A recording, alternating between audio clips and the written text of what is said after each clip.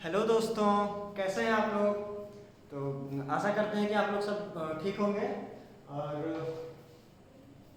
तो आपका फिर से स्वागत है एमएसकेबीएम इंस्टीट्यूट में, जहाँ पे हम लोग पिछले लेक्चर में देख चुके थे फैक्टोरियल और बाइनोमियल कोफिशिएंट। बाइनोमियल थ्योरम पिछले लेक्चर में हम लोग कर रहे थे और उसमें फैक्टोरियल और बाइनोमियल कोफिशिएंट के बारे में डिस्कस कर चुके थे। और आज हम लोग बाइनोमियल थ्योरम का लेक्चर 2 में बाइनोमियल क्या होता है, बाइनोमियल कोफिशिएंट क्या होता है। बाइनोमियल कोफिशिएंट तो पहले ही पढ़ चुके हैं और बाइनोमियल एक्सपेंशन पढ़ेंगे आज हम लोग, ठीक है। और बाइनोमियल किसको कहते हैं उसके बारे में जानेंगे, ठीक है। तो पहले बाइनोमियल किसको कहते हैं वो देख लेते हैं, ठीक है।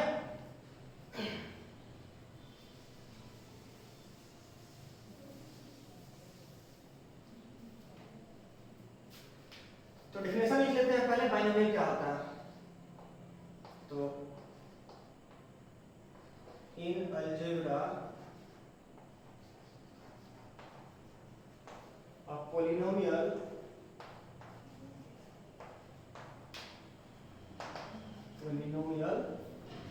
or algebraic expression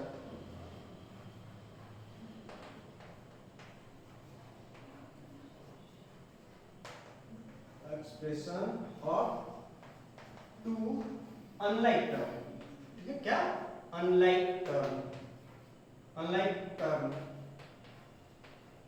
connected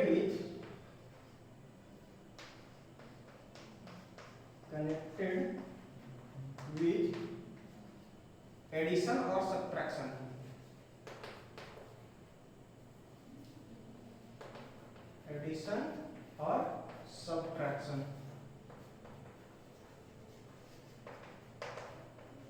ठीक है।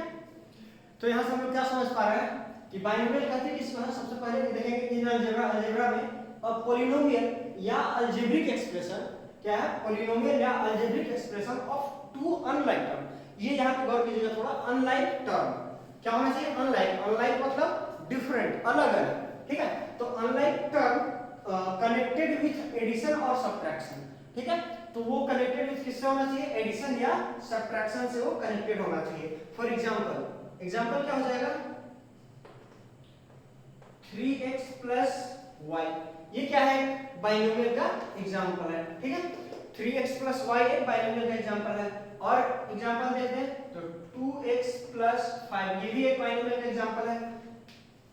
तो मतलब सिंपल से वर्ड में बोले तो दो अलग अलग टर्म होना चाहिए। क्या, दो अलग अलग टर्म होना चाहिए जो कि एडिशन या सब्ट्रैक्शन से भी जुड़ा हुआ हो सकता है। जैसे 5y माइनस 8, ये क्या है, सब्ट्रैक्शन से जुड़ा हुआ है।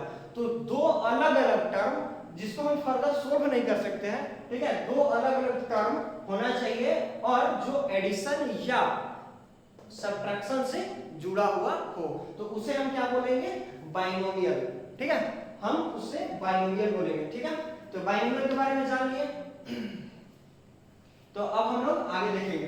तो आगे जानने से पहले हम पिछले लेक्चर में बताए थे फैक्टोरियल और बाइनोमियल कोफिशिएंट के बारे में, ठीक है। तो पिछले लेक्चर में हम बाइनोमियल कोफिशिएंट और फैक्टोरियल के बारे में बताए थे, जिसमें बोले थे कि किन्हीं को नहीं समझ में आएगा तो कमेंट सेक्शन में आप लोग पूछ सकते हैं। और वहां पे हम बोले थे कि जीरो का फैक्टोरियल याद करने बोले थे। तो आप लोग को अच्छे से याद होगा कि जीरो का फैक्टोरियल क्या होता है, तो वो 1 होता है, ठीक है। और उसमें हम बोले थे कि जीरो का फैक्टोरियल 1 हम नेक्स्ट क्लास में डिस्कस करेंगे। तो एक बच्चा जो कि पूछा है जीरो का फैक्टोरियल 1 कैसे होता है वो डिस्कस कर दीजिए, ठीक है। जीरो का फैक्टोरियल 1 कैसे होता है ये हम यहाँ पे बता दे रहे हैं। उसके बाद हम आगे बाइनोमियल एक्सपेंशन के बारे में पढ़ेंगे, ठीक है। तो जीरो का फैक्टोरियल 1 कैसे होता है, तो सबसे पहले हम ये देखते हैं कि हम ऐसा पढ़ चुके हैं n+1 का factorial is equal to, n+1 का फैक्टोरियल क्या होता है, n+1 इनटू n का फैक्टोरियल, ये होता है।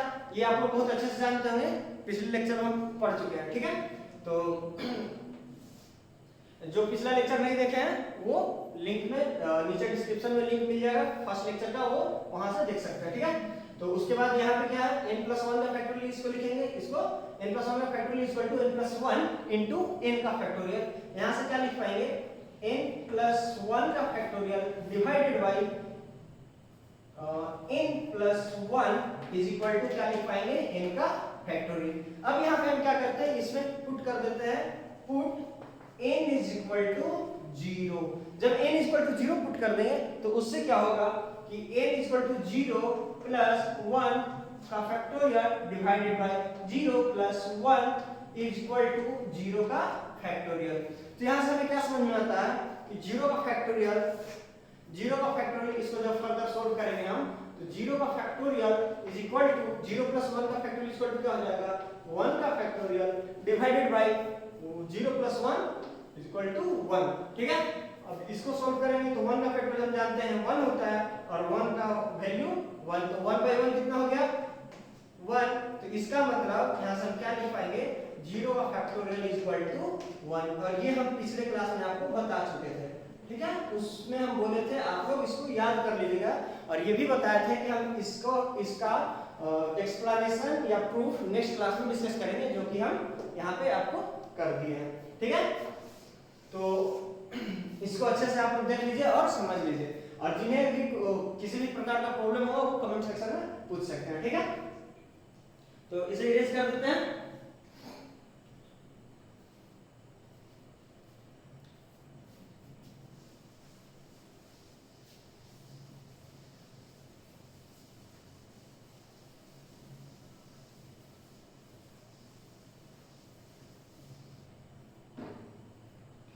इसके बाद हम क्या करते हैं, इसके बाद हम बोले हैं क्या कि बाइनोमियल एक्सपेंशन के बारे में, बाइनोमियल एक्सपेंशन पढ़ेंगे। बाइनोमियल एक्सपेंशन, यहाँ पे नाम है बाइनोमियल, मतलब अभी बताया बाइनोमियल क्या होता है। ठीक है, तो उसका एक्सपेंशन करेंगे तो उससे पहले क्या है उसको देख लेते हैं। ये a plus B to the power 0, इसका वैल्यू हम लोग जानते हैं। इसका वैल्यू क्या होता है, किसी का भी पावर 0 उसका वैल्यू 1। ठीक है, ये सब कुछ जानते होंगे। इसके बाद a plus B to the power 1 equal to, इसको क्या लिखेंगे, a plus B to the power 1 का वैल्यू a प्लस b। ठीक है, उसके बाद a plus B to the power 2, इसको हम लोग जानते हैं a square plus 2ab plus b square.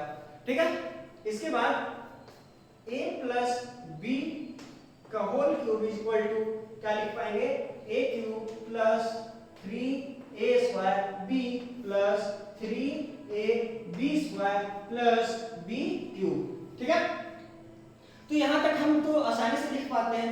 ये क्यों लिख पाते हैं, क्योंकि ये हमें याद होता है। ठीक है, तो इतना सिंपल से याद होता है, इसलिए हम लोग ये आसानी से लिख पाते हैं। लेकिन यही a प्लस बी का पावर 4 लिख दे तो क्या हो जाएगा, तो a प्लस बी का पावर 4 तो रेयर किसी को याद होता है। ठीक है, तो उसको हम लोग एक्सपेंड करें और मान लीजिए किसी को याद हो गया तो ये तो लिख पाएंगे। लेकिन इसी तरह से हम बोल दिए कि आप a plus B to the power 19 लिखिए, तो इसका एक्सपेंशन कैसे करेंगे, तब तो मुश्किल हो जाएगा। ठीक है, तो ये सबके लिए मुश्किल हो जाएगा। तो इसी को सोल्व करने के लिए, इसी का एक्सपेंशन करने के लिए हमें एक बाइनोमियल एक्सपेंशन आया है। ठीक है, उसको हम लोग देखेंगे कि इसको हम आगे कैसे एक्सपेंड कर पाएंगे। तो इसी को हम लोग थोड़ा सा देखते हैं, इक्वल टू करके इधर ये किस तरह से हम उसको कोरिलेट कर पाएंगे। तो इसको देखिए क्या लिखते हैं, इसको लिख सकते हैं ना 1c0 into a to the power into a छोड़ दे रहे हैं प्लस 1c1 into b। ये क्यों लिख पाए, क्योंकि यहाँ पे क्या है, यहाँ पे कोफिशिएंट a का कोफिशिएंट तो 1 है और b का भी कोफिशिएंट 1 है। ठीक है, तो कोफिशिएंट 1, अब हम जानते हैं कि 1c0 का वैल्यू क्या होता है, 1 होता है, और 1c1 का भी वैल्यू क्या होता है, 1 होता है। ठीक है, तो 1c0 किसी का भी लोअर सफिक्स 0 होता है तो उसका वैल्यू 1 बता चुके हैं, और 1c1 में किसी का भी लोअर सफिक्स अगर 1 होता है तो उसका वैल्यू अपर सफिक्स के बराबर होता है। ये हम पिछले क्लास में डिस्कस कर चुके हैं। ठीक है, तो इससे यहाँ पे हम ये लिख पाते हैं। ठीक है, तो आगे इसका अब इसमें हम देखते हैं इसको क्या लिख पाएंगे। तो a स्क्वायर यहाँ पे 1 है, इसका मतलब हम इसको लिख सकते हैं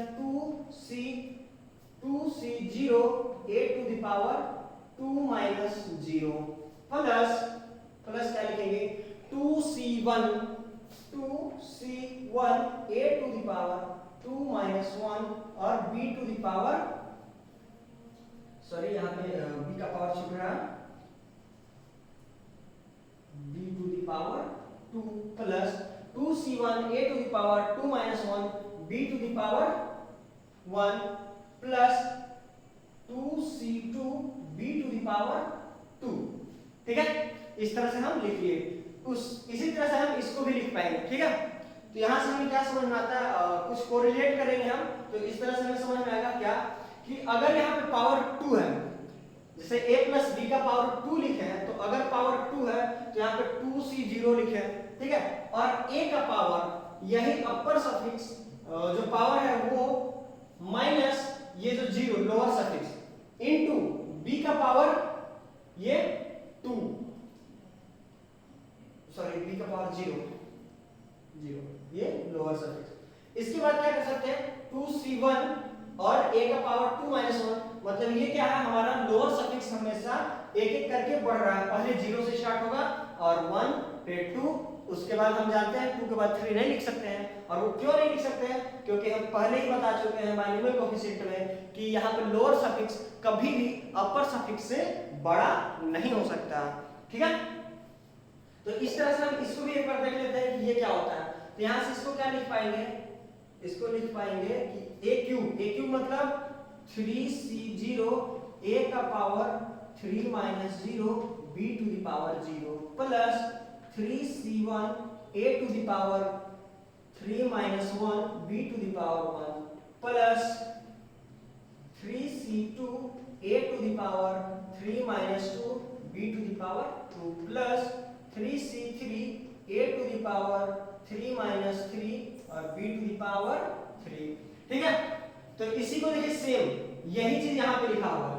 ठीक है, तो ये कैसे लिखे, 3c0 हम जानते हैं 1 होता है, a का पावर 3 माइनस 0 मतलब a का पावर 3 इनटू b का पावर 0 1, तो इसका वैल्यू टोटल वैल्यू क्या बन जाएगा, ये बन जाएगा a क्यूब। ठीक है, और ये क्या बन जाएगा, 3c1 मतलब 3 इनटू a का पावर 3 माइनस 1 मतलब 2, तो a स्क्वायर और b का पावर 1 तो 3a स्क्वायर b जो कि यहाँ पे है, प्लस क्या है 3c2 मतलब 3c2 मतलब 3 और ये हो जाएगा 3 इनटू a का पावर 3 माइनस 2 मतलब a और b का power 2b square plus 3c3 मतलब 1 और a का पावर 3 माइनस 3 मतलब इनटू 1 और b का क्यूब मतलब b क्यूब। तो यहाँ से हम मिला पाएंगे क्या, यहाँ से देखिए कोरिलेट कर पा रहे हैं कि यही चीज हम a प्लस b का होल क्यूब भी इस तरह से भी हम लिख सकते हैं। ठीक है, तो इतना एक्सपेंड करने के बाद यहाँ से हम क्या समझ पाएंगे कि इसी तरह से हम इसको एक्सपेंड कर लेते हैं। ठीक है, तो यहाँ से एक्सपेंड कैसे करेंगे, सेम तरीका। तो सबसे पहले ये देखेंगे क्या है, इसका पावर कितना है 4 है, तो इसको पावर जो यहाँ पे होता है उसको इंडेक्स बोलते हैं। ठीक है, क्या बोलते हैं, इंडेक्स बोलते हैं। तो ये क्या होगा, इसका इंडेक्स कितना है 4, तो यहाँ पे हम 4 से स्टार्ट करेंगे। इसका अपर सफिक्स कितना हो जाएगा 4 और लोअर सफिक्स कितना हो जाएगा 0। पहले 0 से स्टार्ट करेंगे, अपर सफिक्स 4 कांस्टेंट रहेगा और लोअर सफिक्स 0 से स्टार्ट करके हम इंक्रीज करते हैं 4 से 4 तक चले जाएंगे। तो 4c0 a to the power कितना, a का पावर कितना, सबसे पहले अपर सफिक्स मतलब 4 माइनस लोअर सफिक्स तो 0 इनटू b का power only on lower suffix तो 0 प्लस नेक्स्ट क्या आ जाएगा 4c, 0 का 4c 1 आएगा तो 4c1 a to the power 4 minus 1, क्यों, क्योंकि a का power upper suffix minus lower suffix into b का power only on lower suffix plus क्या हो जाएगा 4c2 a का पावर 4 माइनस 2 इनटू b का पावर 2 प्लस नेक्स्ट क्या हो जाएगा 4c3 a का पावर 4 माइनस 3 और b का पावर 3। ठीक है, और आगे प्लस क्या लिख पाएंगे, प्लस 4c4 a का पावर 4 माइनस 4 और b का पावर 4। ठीक है, तो इसको सोल्व करेंगे तो ये क्या मिलेगा, इसको सोल्व कर पाएंगे आगे तो ये क्या मिलेगा, तो 4c0 होता है 1 इनटू a का पावर 4 माइनस 0 इनटू a का पावर 4 इंटू बी का पावर 0 मतलब 1 प्लस 4c1 कितना 4c1 हम पहले बताए 4c1 कभी भी अगर लोअर सफिक्स 1 होता है तो वो उसका वैल्यू अपर सफिक्स के बराबर हो जाता है। ये क्या बन जाएगा 4, तो 4 इंटू ए का पावर 4 माइनस 1 कितना a क्यूब और b का पावर 1 मतलब b प्लस 4c2। तो 4c2 हम सोल्व कर लेते हैं ऐसे, क्या होगा 4 का फैक्टोरियल डिवाइडेड बाय 4 माइनस 2 का फैक्टोरियल इनटू 2 का फैक्टोरियल। ठीक है, तो ये क्या बन जाएगा 4 का फैक्टोरियल क्या हो जाएगा 4 इंटू 3 इंटू 2 का फैक्टोरियल डिवाइडेड बाय ये भी 2 का फैक्टोरियल इंटू 2 का फैक्टोरियल। तो 2 से 2 कैंसिल हो जाएगा, तो क्या बन जाएगा 12 divided by 2 is equal to 6। ठीक है, तो यहां से क्या कर पाएंगे हम 4c2 का मतलब 6, तो 6 और a का पावर 4 माइनस 2 कितना हो जाएगा a स्क्वायर, तो a स्क्वायर और b का power 2 b square plus 4c3 किसके बराबर 4c3 हो जाएगा 4 के बराबर। ठीक है, तो ये हम 4c3 कैसे हो जाएगा 4 के बराबर, इसका शॉर्टकट हम ट्रिक आगे बताएंगे, आगे पढ़ना है। ठीक है, तो अभी ये जान लीजिए कि 4c3 4 होगा, तो 4c3 4 हो गया, तो a का पावर 4 माइनस 3 1 और b का cube plus 4c4 1 into a का पावर 4 इंटू b का पावर 0। ठीक है, तो इसका एक्सपेंशन हम आसानी से लिख पाए, a प्लस b का पावर 4 को हम इस तरह से लिख पाए। ठीक है, तो ये केवल और केवल बाइनोमियल एक्सपेंशन की मदद से हम कर पाए। ठीक है, तो ये तो a प्लस b का पावर 4 हो गया। अब हम जनरल एक्सपेंशन करते हैं a plus b to the power n। जब हमारा इंडेक्स n के बराबर हो तो हम वो कैसे एक्सपेंड कर पाएंगे उसके बारे में समझते हैं। ठीक है,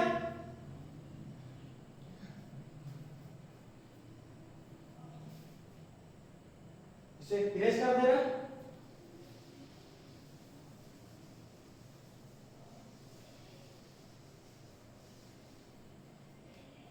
जिनका नहीं लिख पाएंगे वो वीडियो पॉज करके लिख सकते हैं। ठीक है,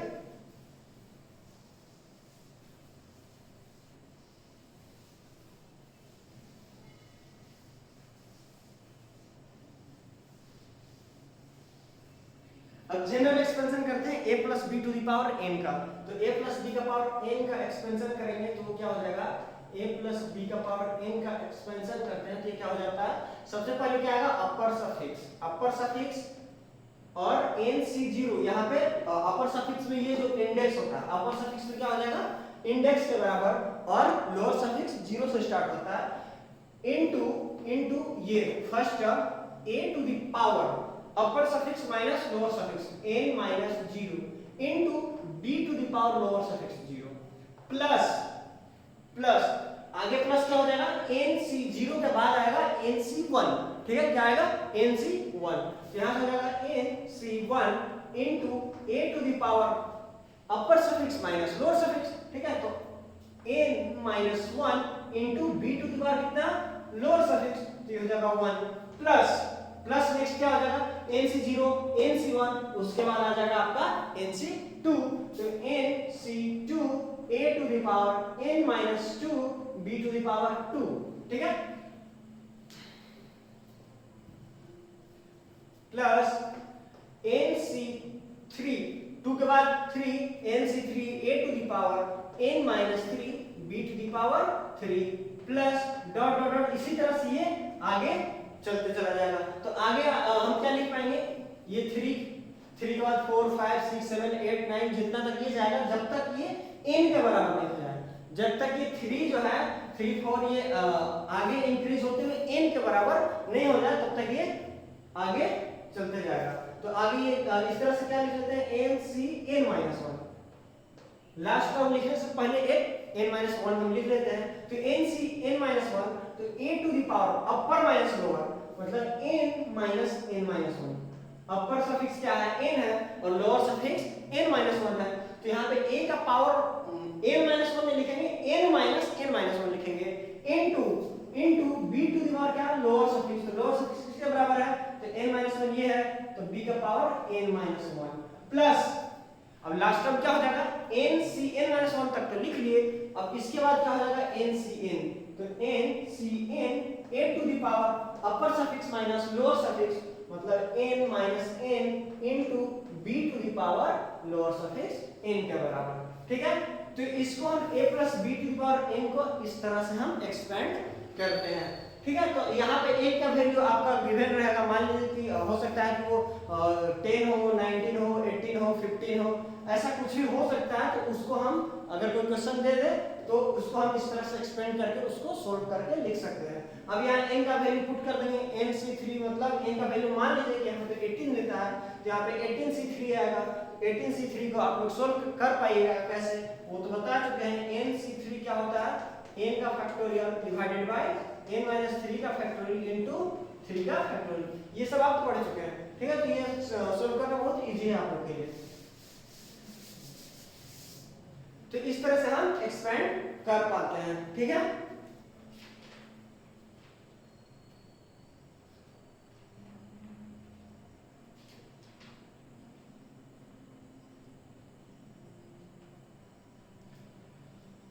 तो इसे इरेज कर देते हैं।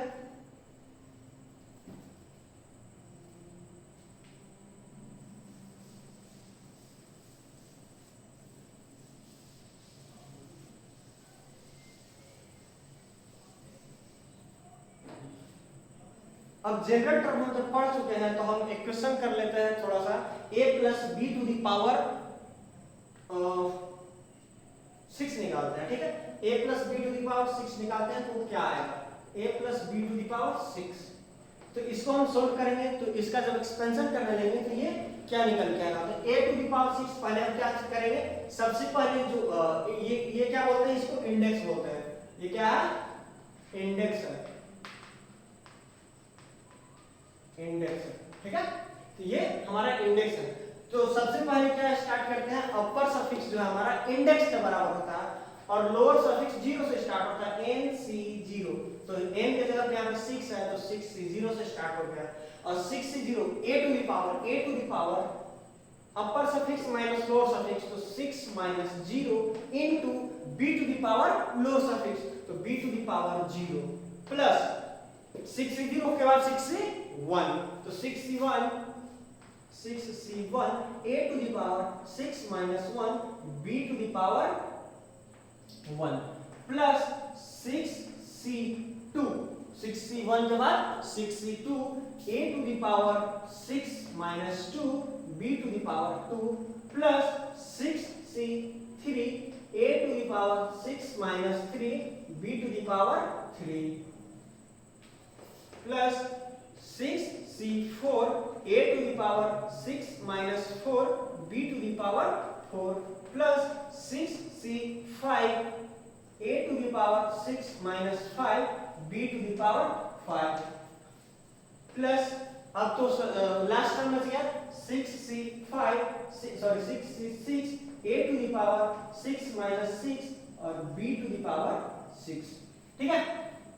तो इस तरह से आगे हम 6c7 लिखेंगे कि नहीं, तो नहीं लिखेंगे। क्यों नहीं लिखेंगे, क्योंकि 6c7 में हम पहले भी बता चुके हैं कि कभी भी लोअर सफिक्स अपर सफिक्स से बड़ा नहीं हो सकता है, तो 6c7 होने की कोई बात ही नहीं है, ठीक है। तो यहां से हम आगे इसको सोल्व कर पाएंगे, तो क्या लिखेंगे, 6c0 मतलब 1 into a to the power 6 into b to the power 0 का वैल्यू 1 प्लस 6c1 का वैल्यू, ये लोअर सफिक्स अगर 1 है तो लोअर सफिक्स जब भी 1 होता है तो उसका वैल्यू अपर सफिक्स के बराबर होता है, तो ये क्या हो जाएगा 6 into a to the power 6 minus 1 is equal to a का पावर 5 into b का पावर 1 प्लस 6c2 क्या हो जाएगा, तो 6c2 6 into 6 का फैक्टोरियल डिवाइडेड बाय 6 minus 2 का फैक्टोरियल into 2 का फैक्टोरियल, तो यहाँ से क्या हो जाएगा 6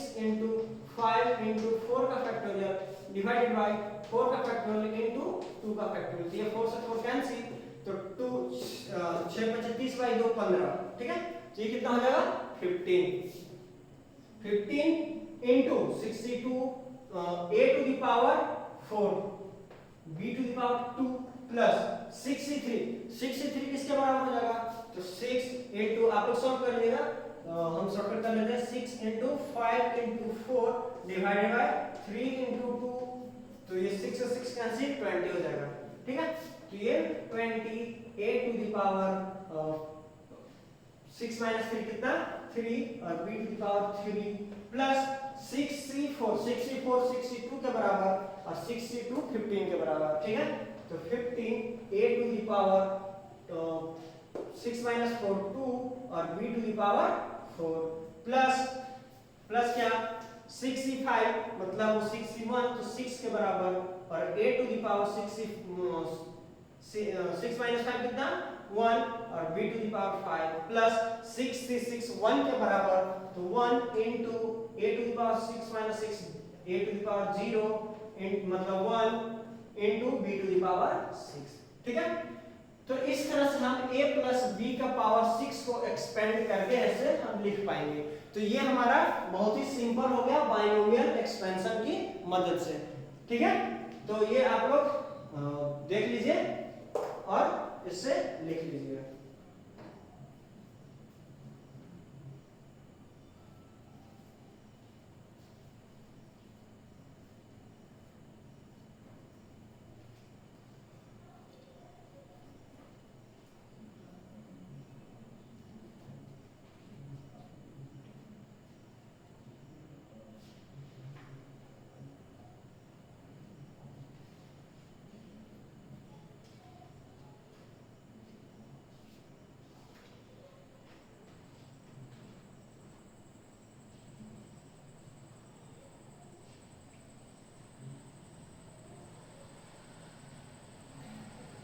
ठीक है, इसे इरेज करते हैं।